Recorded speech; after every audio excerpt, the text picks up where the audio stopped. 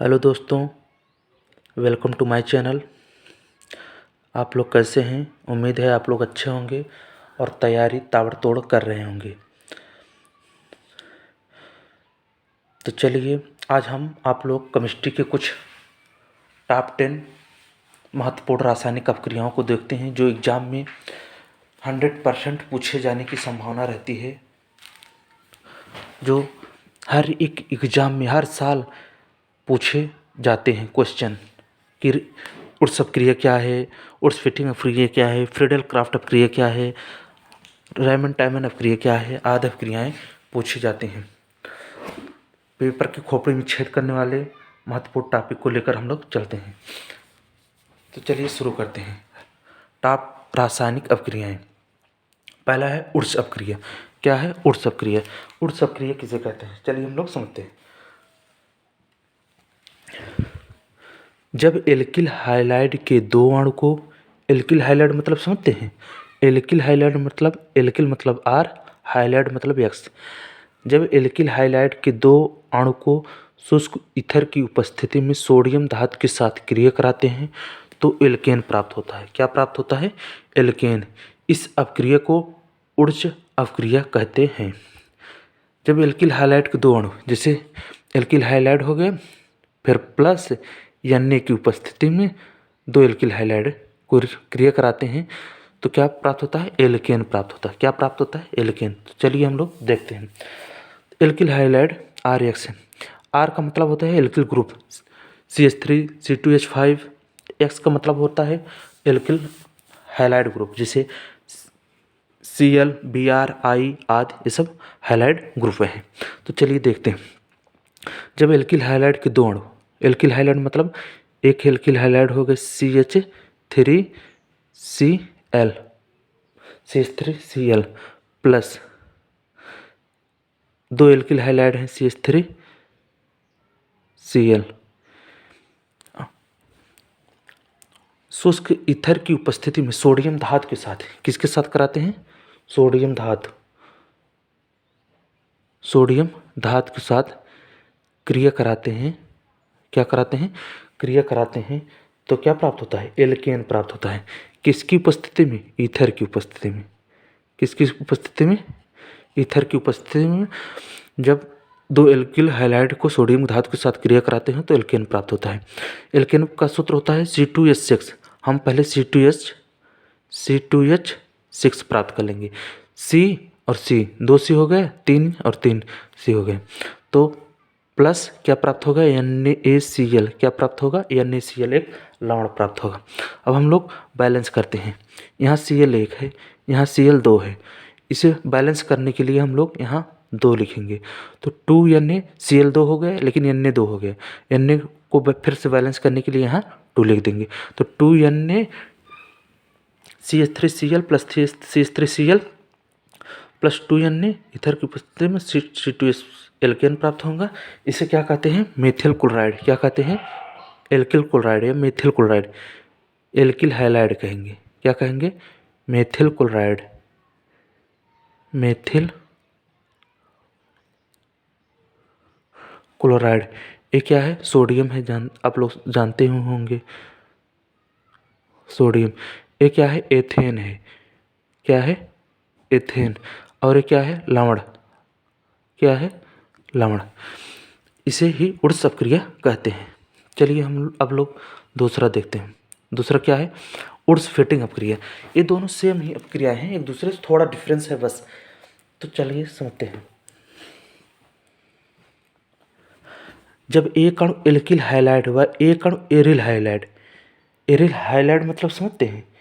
Aryl halide का अर्थ होता है वलय या रिंग, जो गोले के रूप में हो, जैसे बेंजीन के टाइप में हो, उसे एरिल हाइलाइड कहते हैं।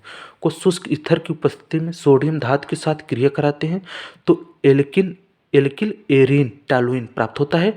इस अपक्रिया को उर्स फिटिंग अपक्रिया कहते हैं। क्या कहते हैं? जब एक अणु एल्किल हाइलाइड, एल्किल हाइलाइड मतलब शायद समझते हैं, एल्किल हाइलाइड देखो से ऊपर मैंने क्या लिखा है? एल्किल हाइलाइड या एक अणु एरिल हाइलाइड। एल्किल हाइलाइड हम लोग लिख लेते हैं CH3Cl प्लस किसके साथ क्रिया कराते हैं? कराते हैं एरिल हाइलाइड। एरिल मतलब क्या होता है? बेंजीन। एरिल मतलब बेंजीन रिंग का निर्माण करता है। हो गया aryl halide. Aryl halide plus sodium धातु के साथ, किसके साथ? सोडियम धातु के साथ क्रिया कराते हैं। क्या कराते हैं? क्रिया कराते हैं। तो हमें क्या प्राप्त होता है? Alkyl arene. एल्किल एरीन मतलब समझते हैं? एरीन मतलब होता है, क्या होता है? एरिल मतलब रिंग। एरिल मतलब क्या होता है? रिंग। क्या होता है?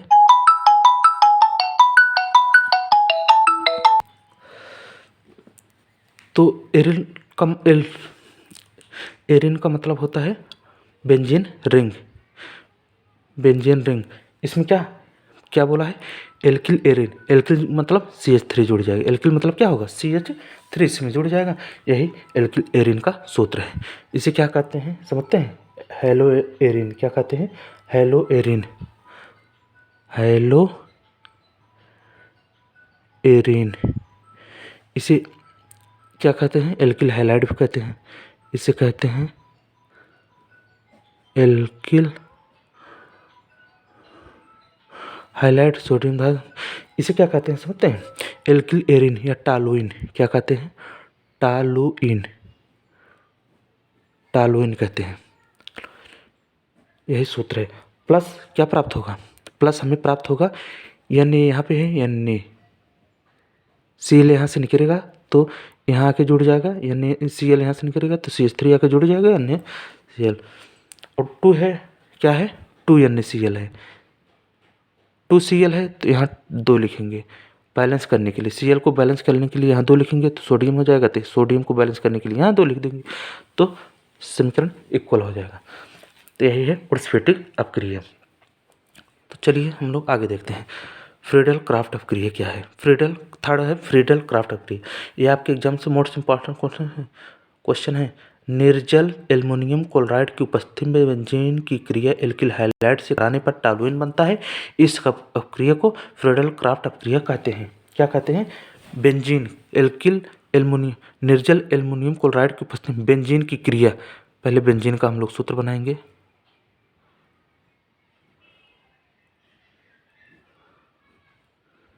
बेंजीन का सूत्र प्लस किसके साथ क्रिया कराते हैं? Alkyl halide. एल्किल हाइलाइड मैंने ऊपर बताया CH3Cl ना, प्लस किसके उपस्थिति में कराते हैं? उपस्थिति रहेगी एल्युमिनियम क्लोराइड। एल्युमिनियम क्लोराइड निर्जल एल्युमिनियम क्लोराइड है, ये निर्जल एल्युमिनियम क्लोराइड उपस्थिति में क्रिया कराते हैं तो हमें क्या प्राप्त होगा? क्या प्राप्त होगा? टॉलुइन। टॉलुइन मतलब मैंने यहाँ सूत्र लिखा टॉलुइन का। टॉलुइन प्राप्त होगा। क्या प्राप्त होगा? टॉलुइन। ये हो गया। टॉलुइन का सूत्र होता है CH3 प्लस प्लस क्या प्राप्त होगा? यहाँ से एक CH3, यहाँ से एक H निकलेगा, यहाँ से CH3 लग जाएगा, यहाँ से H निकलेगा तो यहाँ हो जाएगा Cl। क्या हो जाएगा? ये Cl। समीकरण इक्वल है।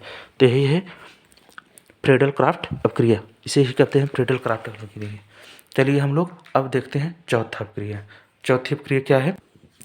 चौथी अपक्रिया है राइमर टीमन अपक्रिया। राइमर टीमन अपक्रिया किसे कहते हैं? चलिए हम लोग समझते हैं। जब फिनाल में क्लोरोफॉर्म मिलाकर कास्टिक सोडा मतलब समझते हैं NaOH KOH, ये सब कास्टिक सोडा है, सोडियम हाइड्रोक्साइड के साथ 333 केल्विन ताप पर गर्म करते हैं तो सैलिसिल एल्डिहाइड बनता है। इस अपक्रिया को राइमर टीमन अपक्रिया कहते हैं। राइमर टीमन अपक्रिया कहते हैं। क्या कहते हैं? राइमर टीमन। जब फिनाल में क्लोरोफॉर्म, फिनाल मतलब समझते हैं? फिनाल। फिनाल का सूत्र होता है बेंजीन रिंग। फिनाल का सूत्र क्या होता है? बेंजीन, एक बेंजीन रिंग में OH जुड़ जाएगा। क्या हो जाएगा? OH। यह फिनाल का सूत्र है। प्लस किसकी उपस्थिति में? क्लोरोफॉर्म। क्लोरोफॉर्म का सूत्र होता है CHCl3। यह है क्लोरोफॉर्म। क्या है? क्लोरोफॉर्म। सोडियम कास्टिक सोडा मतलब समझते हैं NaOH। NaOH के साथ क्रिया कराते हैं तो क्या प्राप्त होता है? 333 केल्विन। 333 केल्विन ताप पर गर्म करते हैं तो हमें क्या प्राप्त होता है? Salicyl aldehyde. सैलिसिल एल्डिहाइड क्या प्राप्त होता है? Salicyl aldehyde. प्राप्त होगा हमें सैलिसिल। सैलिसिल का सूत्र होता है, यहाँ CHO जुड़ जाएगा, क्या हो जाएगा CHO। यहाँ से एक H निकला, यहाँ से एक, यहाँ तो OH था ही, यहाँ से एक H निकलेगा, यहाँ CHO आ जाएगा, तो यहाँ के साथ हो जाएगा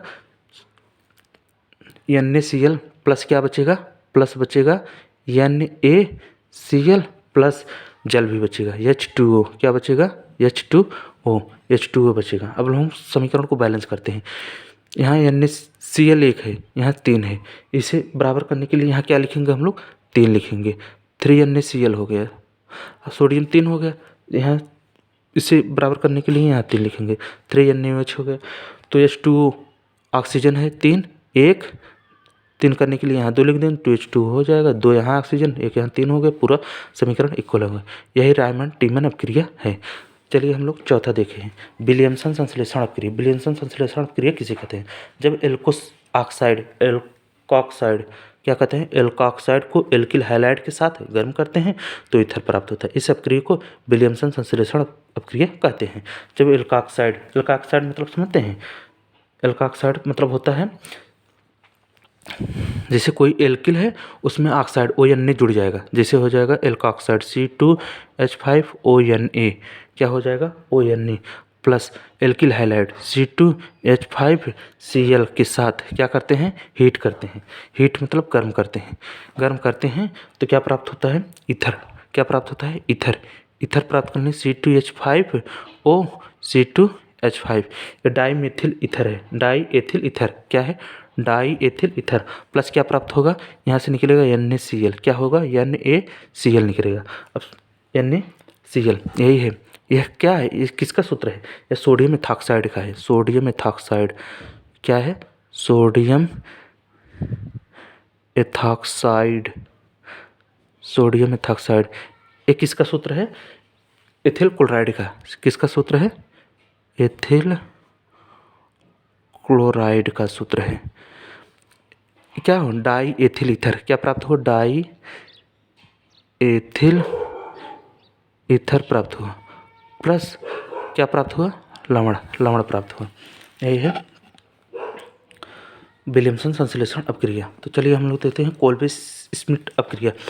मोस्ट इम्पॉर्टेंट क्वेश्चन है आपके, यह अपक्रिया है, यह अपक्रिया जिसमें सोडियम फिनाक्साइड मतलब समझते हैं, सोडियम फिनाक्साइड, फिनाल मतलब फिनाल की तरह रहेगा, केवल OH की जगह क्या रहेगा ONA, sodium phenoxide carbon dioxide के साथ 4 से 8 वायुमंडलीय दाब पर 398 से 413 केल्विन ताप पर अपक्रिया करके सोडियम सैलिसिलेट बनाता है, जो सांद्र हाइड्रोक्लोरिक अम्ल द्वारा अपघटित होकर सैलिसिलिक अम्ल बनाता है।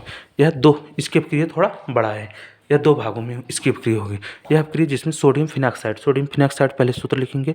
सोडियम फिनाक्साइड मैंने क्या कहा, फिनाल का सूत्र रहेगा, OH की जगह ONA रहेगा, क्या रहेगा ONA, सोडियम फिनाक्साइड हो गया, प्लस किसकी उपस्थिति में कार्बन डाइऑक्साइड को 4 से 8 वायुमंडलीय दाब होगा, 398 से 413 केल्विन ताप होगा और 4 से 8 वायुमंडलीय ताप होगा, एटमॉस्फेयर होगा।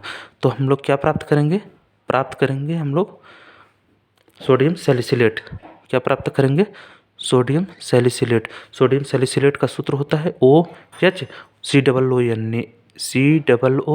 COONA, यहाँ से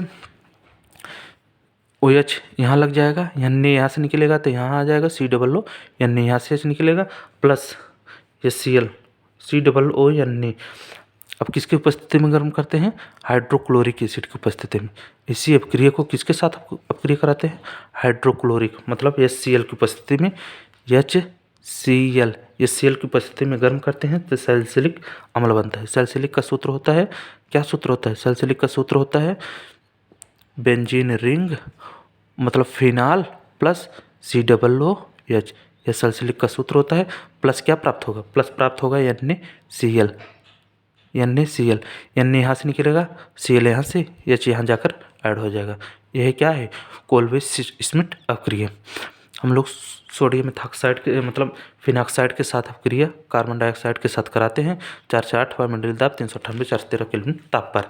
तो हमें क्या प्राप्त होता है, सोडियम सैलिसिलेट प्राप्त होता है। सोडियम सैलिसिलेट को हाइड्रोक्लोरिक एसिड HCl के साथ अपक्रिया कराते हैं तो हमें सैलिसिल अम्ल प्राप्त होता है। यही है इसे कहते हैं सैलिसिल अम्ल। क्या कहते हैं? सैलिसिल अम्ल, सैलिसिल एसिड। क्या कहते हैं? Salicyl acid. इसे क्या कहते हैं? Sodium salicylate. क्या कहते हैं? Sodium salicylate, salicylate, sodium salicylate, salicylate. और इसे क्या कहते हैं? Phenoxide, sodium phenoxide. क्या कहते हैं? Sodium phenoxide. चलिए हम लोग अब आगे देखते हैं। आगे है कैनिजारो अपक्रिया। कैनिजारो वह अपक्रिया जिसमें एल्डिहाइड अल्फा, जिसमें हाइड्रोजन परमाणु न हो। एल्डिहाइड, जिसमें एल्डिहाइड मतलब हाइड्रोजन परमाणु न हो, सांद्र NaOH या KOH के साथ करके कार्बोक्सिलिक अम्ल व लवण तथा एल्कोहल देता है, उसे कैनिजारो अपक्रिया कहते हैं।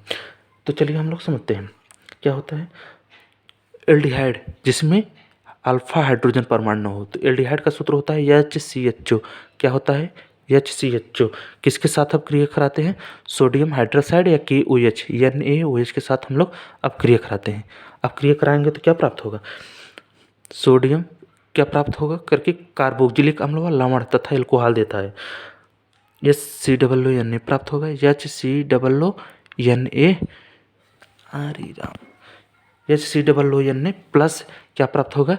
CH3 एल्कोहल OH प्राप्त होगा, CH3OH। इसे कहते हैं क्रिया करके क्या प्राप्त होगा? अम्ल व लवण तथा एल्कोहल देता है। इसे कहते हैं फॉर्मेल्डिहाइड। फॉर्मेल्डिहाइड का सूत्र है, ये क्या है? कार्बोक्सिलिक अम्ल है। क्या है? कार्बोक्सिलिक अम्ल। और ये इथिल एल्कोहल प्लस यही कैनिजारो अपक्रिया है। तो चलिए हम लोग देखते हैं स्मिट अपक्रिया। स्मिट अपक्रिया किसे कहते हैं? 8वां अपक्रिया है। सांद्र सल्फ्यूरिक अम्ल की उपस्थिति में जब कार्बोक्सिलिक अम्ल को हाइड्रोजन अम्ल के साथ गर्म करते हैं तो प्राथमिक एमीन बनता है। क्या बनता है? प्राथमिक एमीन बनता है, जिसे स्मिट अपक्रिया कहते हैं। तो सांद्र सल्फ्यूरिक अम्ल की उपस्थिति में जब कार्बोक्सिलिक अम्ल समझते हैं, जैसे CH3COOH कार्बोक्सिलिक अम्ल है, CH3COOH किसकी उपस्थिति में? सल्फ्यूरिक की उपस्थिति में जब कार्बोक्सिलिक अम्ल हाइड्रोजन अम्ल के साथ गर्म करते हैं। हाइड्रोजन अम्ल मतलब N3H, तो NH3 के साथ गर्म करते हैं। क्या करते हैं? हीट करते हैं। हीट करने पर क्या प्राप्त होगा? हीट करने पर प्राथमिक एमीन या एथिल एमीन प्राप्त होगा। क्या होगा?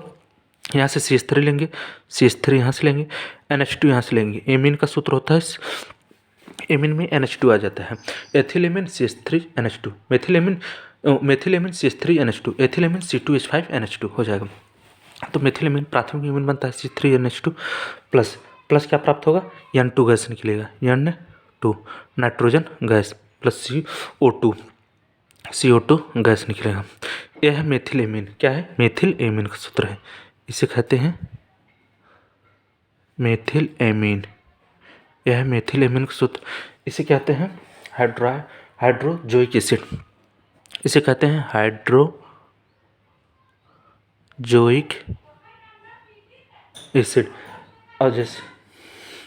और यह कार्बोक्सिलिक अम्ल है।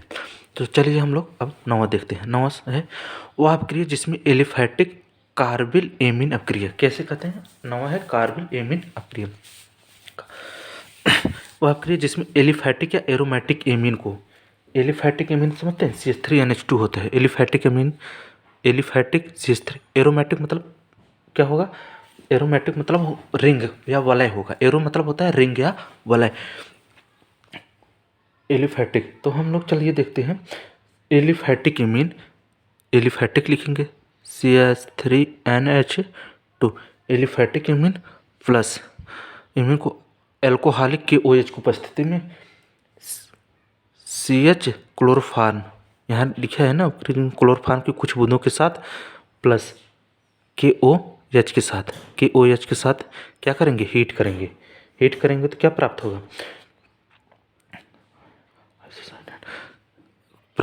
आइसोसाइनाइड प्राप्त होता है। गर्म करने पर आइसोसाइनाइड क्या प्राप्त होगा? मेथिल आइसोसाइनाइड CH3NC, CN हो जाएगा साइनाइड, NC हो जाएगा आइसोसाइनाइड प्राप्त होगा। प्लस प्लस क्या प्राप्त होगा? यहाँ से निकलेगा तो यहाँ KCl हो जाएगा। क्या हो जाएगा? KCl plus H2O KCl plus H2। अब हम लोग समीकरण को बैलेंस करते हैं। समीकरण को बैलेंस करने के लिए देखते हैं, यहाँ K1 है, यहाँ K1 है, H2 दो थे, यहाँ क्लोरीन 3 थे, क्लोरीन 3 है। इसे क्लोरीन 3 करने के लिए यहाँ हम लोग क्या लिखेंगे, 3, क्लोरीन 3 क्यों, तो यहाँ K3 हो जाएगा, यहाँ 3 लिख देंगे, K3 बराबर हो गया। तो हम लोग देखते हैं H2O को बराबर करने के लिए यहाँ ऑक्सीजन देखते हैं, K यहाँ पे 3 लिख देंगे, 3 लिखेंगे तो 3H2 हो जाएगा, समीकरण इक्वल हो गया। इसे कहते हैं हम लोग मेथिल एमीन या एलिफैटिक एमीन। एलिफैटिक एमीन किसे कहते हैं, एलिफैटिक एमीन, इसे कहते हैं एलिफैटिक एमीन। क्लोरोफार्म का सूत्र है पोटेशियम हाइड्रोक्साइड। इसे कहते हैं मेथिल आइसोसाइनाइड, कहते हैं methyl isocyanide, methyl isocyanide plus potassium chloride plus H2 जल प्राप्त हो। हम लोग लास्ट देखते हैं, लास्ट है हाफमैन, लास्ट क्या है, हाफमैन ब्रोमीमाइड अपक्रिया। हाफमैन ब्रोमीमाइड अपक्रिया, जब एमाइड की अपक्रिया ब्रोमीन तथा प्रबल क्षार के साथ कराई जाती है तो प्राथमिक एमीन बनता है। इस अपक्रिया को हाफमैन ब्रोमाइड अपक्रिया कहते हैं। जब एमाइड का सूत्र क्या होता है, एमाइड का मतलब होता है CONH2। एमाइड का मतलब होता है, क्या होता है, एमाइड का मतलब होता है CONH2। यह है एमाइड का सूत्र, एमाइड का सूत्र है। तो चलिए हम तो जब एमाइड की अपक्रिया, एमाइड मतलब एमाइड होता है CH3CONH2